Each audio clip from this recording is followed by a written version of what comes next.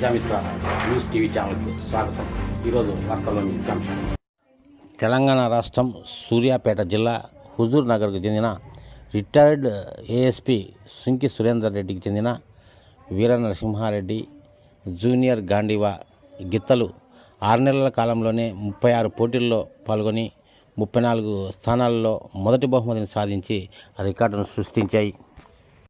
కడప జిల్లా పిన్లిమరి మండలం కాలపరెడ్డిపల్లె శ్రీ కొత్త గంగమ్మ తల్లి జాతర ఉత్సవాల్లో భాగంగా శనివారం బండలాగడు పోటీల అనంతరం ఎడ్ల యజమాని సురేందర్ రెడ్డి ఈ విషయాన్ని ప్రస్తావిస్తూ మీడియాతో మాట్లాడారు.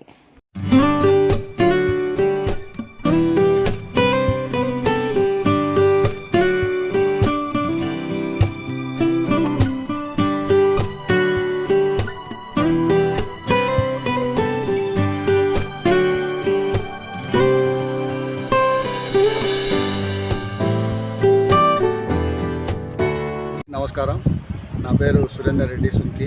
నేను అడిషనల్ ఎస్పీ పనిచేస్తూ 1 year బ్యాక్ రిటైర్ అయ్యాను. మాది తెలంగాణ రాష్ట్రం హుజూర్ నగర్ సూర్యాపేట జిల్లా. ఈరోజు ఇక్కడ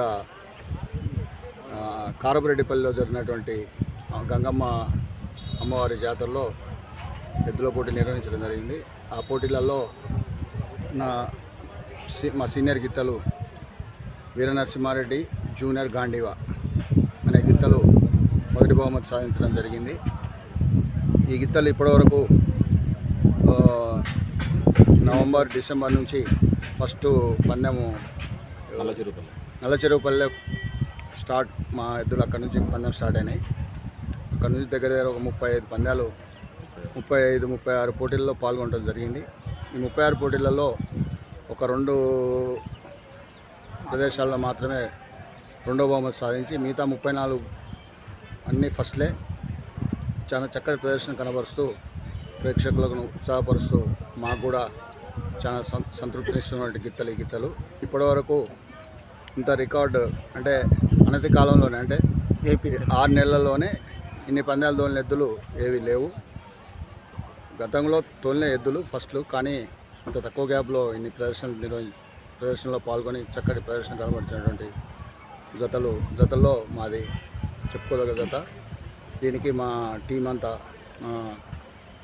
ఎద్దుల తోలే కుమార్, కోపిరెడ్డి శివకుమార్ రెడ్డి, ఇంతకుముందు కొట్టాల బోరెడ్డి కేశవరెడ్డి ఉండేది, వీరనరసింహారెడ్డి బోరెడ్డి కేశవరెడ్డి దగ్గర నుంచే కొనడం జరిగింది.